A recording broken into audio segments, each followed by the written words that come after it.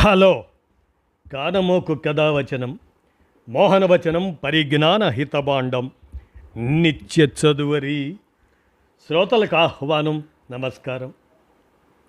చదవదగునెవరు రాసిన తదుపరి చదివిన వెంటనే మరువక పలువురికి వినిపింపబూనిన అది ఏ పరిజ్ఞాన హితబాండమౌపో మహిళ మోహనవచనమయ విరాజిల్లు. పరిజ్ఞాన హితబాండం లక్ష్యం ప్రతివారీ సమాచార హక్కు, తెలుసుకునే హక్కు సైతం జీవించే హక్కుతో సమానం. ఆ స్ఫూర్తితోనే ఇప్పుడు కానమోకు కథావచనం మోహనవచనం సమకాలీన కథా సందేశం ఈ శీర్షికన గాజోజీ శ్రీనివాస్ విరచిత కథ గంగ తీసుకెళ్ళనిది అనేటువంటి కథను మన సమకాలీన కథా సందేశం శీర్షికన వినిపిస్తాను, వినండి. గంగ తీసుకెళ్ళనిది. ఇక కథలోకి ప్రవేశిద్దామా. జీవితంలో కొన్ని ప్రయాణాలని మనం ఎంచుకుంటాం. కోరికల కోసం, అవసరాల కోసం, వినోదం కోసం. కానీ కొన్ని ప్రయాణాలు ఉంటాయి, వాటిని మనం ఎంచుకోము, అవే మనల్ని ఎంచుకుంటాయి. అవి ఒక ప్రదేశానికి కాదు, మనలో దాగి ఉన్న ప్రశ్నల దగ్గరకు తీసుకెళ్తాయి. కాశీకి నేను చేసిన ప్రయాణం అలాంటిదే. ఆ ప్రయాణానికి ముందు జీవితం, మరణం, దైవం గురించి నాకు కొన్ని స్థిరమైన అభిప్రాయాలు ఉండేవి. కానీ కాశీ నుంచి తిరిగి వచ్చినప్పుడు వాటిలో ఒక నిశ్శబ్దమైన మార్పు చోటు చేసుకుంది. ఆ మార్పుకు కారణం గంగ కాదు, కాశీ కాదు, ఒక స్నేహితుడి దుఃఖం, ఒక తండ్రి జ్ఞాపకం, ఒక అపరిచితుడి జీవన దృష్టి. రాజేష్ నా చిన్ననాటి స్నేహితుడు. మేమిద్దరం ఒకే వీధిలో ఉండేవాళ్ళం. పాఠశాల రోజులు, ఆటలు, చిన్న చిన్న కలలు మా స్నేహాన్ని దృఢపరిచాయి. మా ఇళ్ల మధ్య కూడా అదే ఆత్మీయత ఉండేది. వారి ఇంటి పండుగ మా ఇంటి పండుగే, మా ఇంటి సంతోషం వారి ఇంటి సంతోషమే. రాజేష్ వాళ్ళ నాన్నగారు నాకు ఎప్పుడూ పరాయివాడిలా అనిపించలేదు. ఆయనలో ఒక అరుదైన నిరాడంబరత, ప్రశాంతత ఉండేవి. పెద్ద పెద్ద తత్వాలు చెప్పేవారు కాదు, కానీ ఆయన మాటల్లో, ప్రవర్తనలో మానవత వెళ్ళి విరిసేది. వర్షం కురుస్తున్న ఓ సాయంత్రం వారి ఇంటి ముందు ఆకలితో నిల్చున్న వృద్ధుడికి అన్నం వండించి మరీ పెట్టారు ఆయన. మన దగ్గర ఉన్నది పంచుకుంటే అది తగ్గదు, మనిషితనం పెరుగుతుంది అని ఆయన అప్పుడు అన్నారు. ఆ మాటలు అప్పట్లో సాధారణంగా అనిపించిన తర్వాత నా జీవితంలో అర్థవంతమైన జ్ఞాపకంగా మిగిలిపోయాయి. ఒకసారి నేను పరీక్షలో చాలా తక్కువ మార్కులు తెచ్చుకున్నాను. ఇంట్లో చెప్పడానికి భయపడి రాజేష్ వాళ్ళ ఇంటి ముందు ఒంటరిగా కూర్చున్నాను. అది గమనించిన రాజేష్ వాళ్ళ నాన్నగారు, ఏంటి యుద్ధం ఓడి వచ్చిన సైనికుల్లా కూర్చున్నావు అని నవ్వుతూ అడిగారు. నేను మార్కుల సంగతి చెప్పాను. ఆయన కొద్దిసేపు మౌనంగా ఉండి, తక్కువ మార్కులు వచ్చినప్పుడు 2 తప్పులు చేయకూడదు. ఒకటి, నువ్వు పనికిరాని వాడివని అనుకోవడం. ఇక రెండవది, ప్రయత్నం మానేయడం. ఓటమి మనిషిని బలహీనుడిని చెయ్యదు, మళ్ళీ ప్రయత్నించకపోవటమే బలహీనత అన్నారు ఆయన.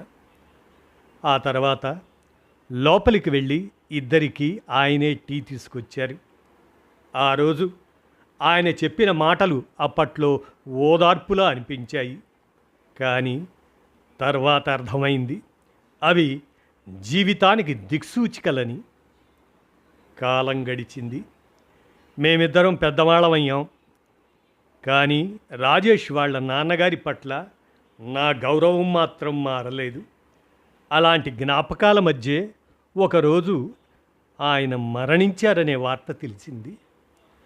ఆ వార్త విన్న వెంటనే రాజేష్ ఇంటికి వెళ్ళాను. ఇల్లు జనంతో నిండిపోయి ఉంది. పరామర్శలు, ఓదార్పుల మధ్య రాజేష్ మాత్రం నాకు ఒంటరిగా కనిపించాడు. అతని ముఖంలో కన్నీటి కంటే ఎక్కువగా ఒక శూన్యం కనిపించింది. ఆ రాత్రి ఇంటి వరండాలో మేమిద్దరం చాలాసేపు కూర్చున్నాం. మాటలు తక్కువ, మౌనం ఎక్కువ. తండ్రిని కోల్పోయిన ఒక కొడుకు మనస్సులో కదలాడే ప్రశ్నలకు సమాధానాలు ఉండవు అని, కొన్ని బాధలను మాటలు తాకలేవని ఆ రాత్రి నేను మొదటిసారి గమనించాను. కొంత సమయం మౌనంగా కూర్చున్న తర్వాత రాజేష్ నాతో, తెలుసా, నాన్నగది తలుపు ఇప్పటికీ మూయలేకపోతున్నాను అన్నాడు. ఎందుకు అని అడిగాను. ఆయన మళ్ళీ వస్తారనిపిస్తుంది. తలుపు మూసేస్తే ఆయన ఇక తిరిగి రారని మనసుకు చెప్పుకున్నట్లవుతుంది. అందుకే ఆ తలుపును మూయడానికి ధైర్యం రావడం లేదు అన్నాడు రాజేష్. అతని గొంతు బరువెక్కింది, కళ్ళు చెమ్మగిల్లాయి. చిన్నప్పుడు నాకు చీకటంటే చాలా భయం.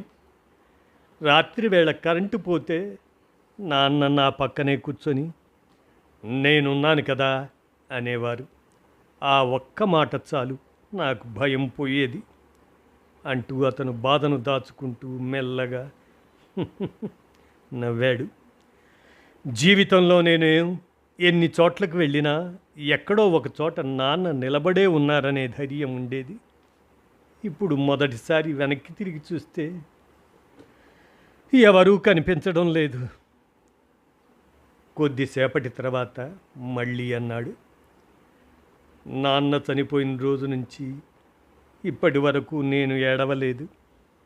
అందరూ ధైర్యంగా ఉన్నాననుకుంటున్నారు, కానీ ఇప్పటికీ ఆయన లేరనే విషయాన్ని నేను పూర్తిగా నమ్మలేకపోతున్నాను.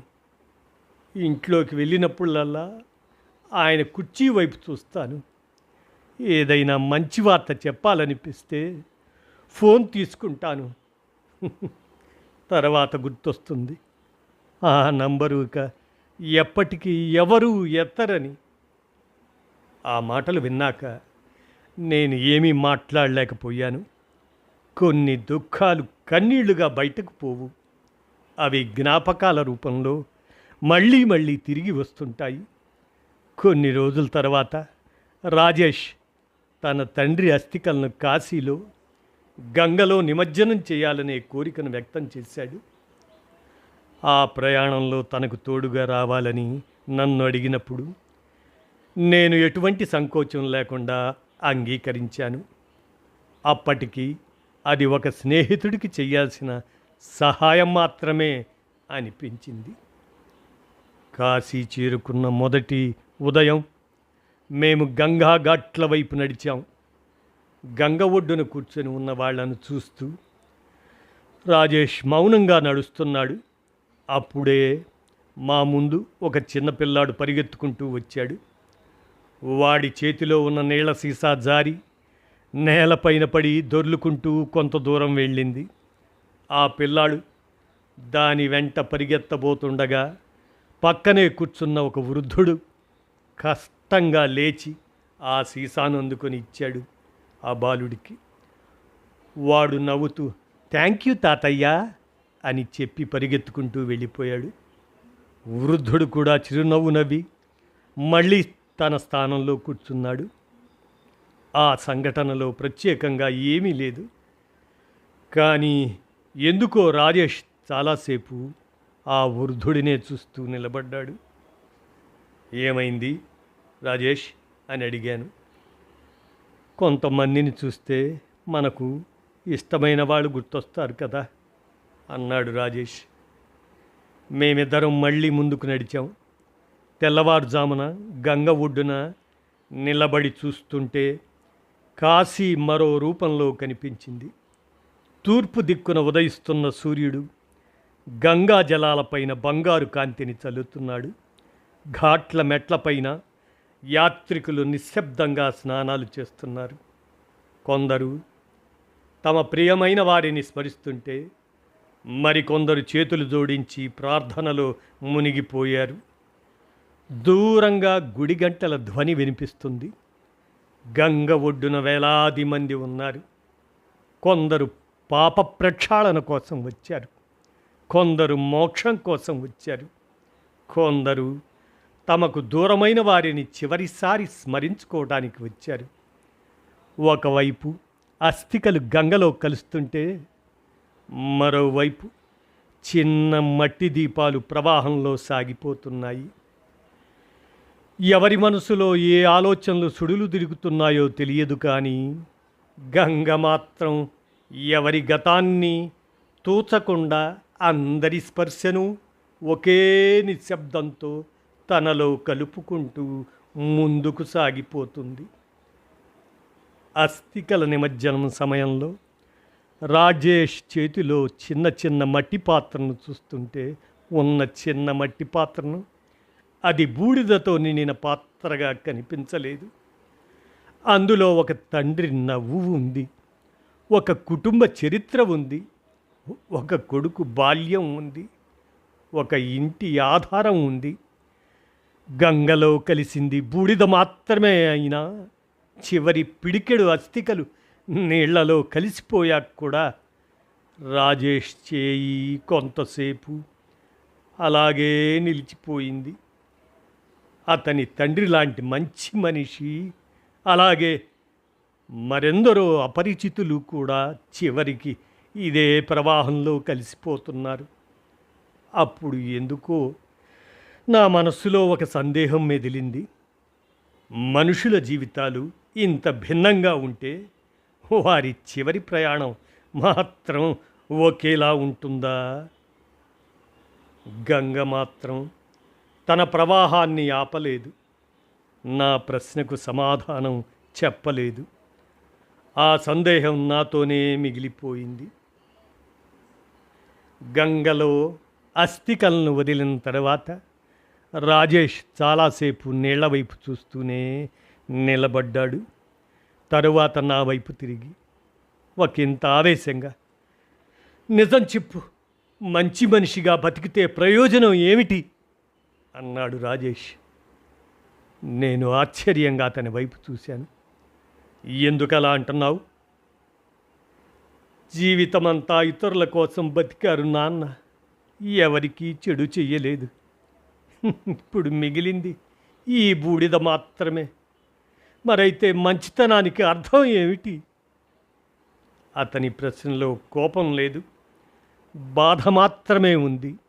ఆ బాధ వెనుక దాగి ఉన్న ప్రశ్న నాకు ఎదురైంది. ఒక జీవితకాలపు ప్రేమ, ఆశలు, అనుబంధాలు చివరికి కొన్ని పిడికిళ్ళ బూడిదగానే మిగిలిపోతాయా? ఆ క్షణంలో నా దగ్గర జవాబు లేదు. కొన్ని ప్రశ్నలకు మౌనమే సరైన సమాధానం. మణికర్ణిక ఘాట్ వైపు అడుగులు వేస్తుంటే గాలిలో కాలుతున్న కట్టెల వాసన సోకింది. పలుచటి పొగ ఆకాశంలోకి ఎగిసిపోతూ కనిపించింది. అక్కడికి చేరుకున్న తర్వాత ఒక విచిత్రమైన నిశ్శబ్దం మనసును చుట్టుముట్టింది. జనం మాట్లాడుతున్నారు.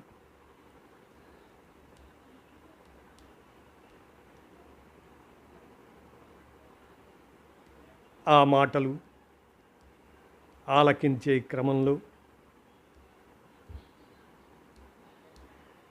ఒకంత అవతల పురోహితులు మంత్రాలు చదువుతున్నారు. చితులు మండుతున్నాయి. ఒక చితి ఆరిపోకముందే మరొకటి వెలుగుతుంది. జనం వస్తున్నారు, వెళుతున్నారు. అయినా ఆ శబ్దాలన్నింటి వెనుక ఒక లోతైన మౌనం దాగి ఉంది. జీవితము, మరణము ఒకే చోట పక్కపక్కనే నిలబడి ఉన్నట్టుగా అనిపించింది. గంగ మాత్రం అదే నిశ్చలమైన ప్రవాహంతో ముందుకు సాగుతుంది. అక్కడ నిలబడి ఉన్న రాజేష్ ఒక్కసారిగా తన తండ్రి గురించి చెప్పటం ప్రారంభించాడు. తెలుసా, చిన్నప్పుడు నన్ను స్కూల్ నుంచి తీసుకువచ్చేప్పుడు రోడ్డు పక్కన కూర్చున్న ఒక ముసలాయనకు నాన్న ప్రతిరోజు టీ కొనిచ్చేవారు అన్నాడు రాజేష్. ఎందుకు అని అడిగాను. నేను అప్పుడు అదే అడిగాను. అప్పుడు నాన్న, ఆయనకు టీ అవసరం ఉండొచ్చు, నాకు అవకాశం ఉంది అంతే అన్నారు. రాజేష్ కాసేపు గంగ వైపు చూస్తూ నిలబడ్డాడు. నాన్న వెళ్ళిపోయాక ఆ మాటలు ఎందుకో మళ్ళీ మళ్ళీ గుర్తుకొస్తున్నాయి అన్నాడు రాజేష్. నేను ఏమీ మాట్లాడలేదు. రాజేష్ కూడా మరేమీ మాట్లాడలేదు.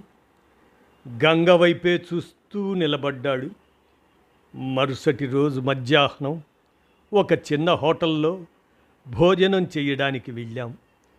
హోటల్ బోర్డు పైన తెలుగు అక్షరాలు తెలంగాణ రుచులు అని కనిపించగానే దూర ప్రాంతంలో కూడా ఒక ఆత్మీయత కలిగింది. మేము భోజనం ముగించబోతుండగా ఒక వృద్ధుడు హోటల్ తలుపు దగ్గరకు వచ్చాడు. అన్నా, ఆకలిగా ఉంది, కానీ డబ్బులు లేవు అన్నాడు సంకోచంగా. ఆ హోటల్ యజమాని ఏమాత్రం ఆలోచించకుండా, రండి ముందు కూర్చోండి, ఆకలికి డబ్బులతో సంబంధం లేదు అన్నాడు ఆ యజమాని. కొద్దిసేపటికి వృద్ధుడి ముందు వేడి భోజనం పెట్టించాడు. అతను తింటూ ఉండగా నేను ఆశ్చర్యంగా చూస్తుంటే హోటల్ యజమాని చిరునవ్వు నవ్వాడు. కాశీకి వచ్చిన వాళ్ళు దేవుణ్ణి గుడిలో వెతుకుతారు బాబు, నాకైతే ఆకలితో వచ్చిన మనిషి తృప్తిగా భోజనం చేసిన తర్వాత అతని ముఖంలోనే కనిపిస్తాడు దేవుడు అన్నాడు ఆ యజమాని. అంతలో భోజనం ముగించిన వృద్ధుడు చేతులు జోడించి నమస్కరించాడు. యజమాని కూడా తిరిగి నమస్కారం చేస్తూ, చూడండి, ఇప్పుడే విశ్వనాథుడు భోజనం చేసి వెళ్ళాడు అని అన్నాడు మాతో. ఆ మాట విన్న తర్వాత మేమిద్దరం కొద్దిసేపు మౌనంగా కూర్చున్నాం. ఆ రోజు కాశీ విశ్వనాథ ఆలయంలో నాకు దర్శనం దొరికిందో లేదో తెలియదు, కానీ ఆ చిన్న హోటల్లో మాత్రం మనిషి మీద మనిషి చూపించే కరుణను చూశాను. తిరుగు ప్రయాణంలో రాజేష్ నిద్రపోయాడు. నేను కిటికీ బయట అస్తమిస్తున్న సూర్యుడిని చూస్తూ కూర్చున్నాను. అప్పుడు రాజేష్ వాళ్ళ నాన్న మాటలు గుర్తొచ్చాయి. డబ్బు బ్యాంకులో మిగులుతుంది, కానీ చేసిన మంచి మనుషుల హృదయాల్లో మిగులుతుంది అన్న మాటలు నా చెవుల్లో రింగుమంటున్నాయి. కొన్ని వారాల తర్వాత రాజేష్ ఇంటికి వెళ్ళాను. ఇంటి ముందు ఒక వృద్ధుడు కూర్చొని ఉన్నాడు. రాజేష్ అతనికి భోజనం వడ్డిస్తున్నాడు. ఎవరైనా అని అడిగాను. తెలియదు అన్నాడు రాజేష్. మరి ఆకలిగా ఉందన్నాడు. అతను మళ్ళీ వృద్ధుడి ప్లేట్లో అన్నం వడ్డించాడు రాజేష్.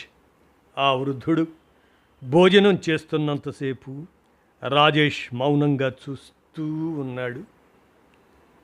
ఆయన భోజనం ముగించి లేచిపోయిన తర్వాత రాజేష్ ఖాళీ ప్లేటును చేతిలో పట్టుకొని కొద్దిసేపు అలాగే నిలబడ్డాడు. ఏమైంది రాజేష్ అని అడిగాను. అతను మెల్లగా నవ్వాడు. నేను చిన్నప్పుడు భోజనం చేయకుండా మారాన్ చేస్తే నాన్న అన్నం ముద్దలు చేసి బతిమాలుతూ కథలు చెబుతూ నా వెనక తిరిగేవారు. ఇప్పుడు ఎవరికైనా అన్నం పెడుతున్నప్పుడల్లా ఎందుకో నాన్న గుర్తొస్తారు అన్నాడు. అంతే. ఆ క్షణంలో అతను వడ్డిస్తున్నది అన్నం మాత్రమే కాదని నాకు అర్థమైంది. చిన్నప్పుడు తన చేత్తో అన్నం ముద్దలుగా పెట్టిన తండ్రి ప్రేమ ఇప్పుడు అతని చేతుల ద్వారా మరో ఆకలిగొన్న మనిషి దగ్గరకు చేరుతుంది. కాశీ నుంచి తెచ్చుకున్న గంగాజలం అప్పటికే అయిపోయి ఉండొచ్చు, కానీ కాశీ నాకు నేర్పిన పాఠం మాత్రం ఆ ఇంటి ముందర ఇంకా జీవించి ఉంది. ఆ దృశ్యం చూసిన క్షణంలో నాకు రాజేష్ వాళ్ళ నాన్నగారు గుర్తొచ్చారు. ఎన్నో సంవత్సరాల క్రితం ఇదే విధంగా ఆకలితో ఉన్న ఒక వృద్ధుడికి ఆయన అన్నం పెట్టిన సాయంత్రం నా కళ్ళ ముందు మెదిలింది. రాజేష్ అది ప్రత్యేకంగా ఆలోచించి చేసిన పని కాకపోవచ్చు, కానీ ఆ క్షణంలో నాకు ఒక విషయం స్పష్టమైంది.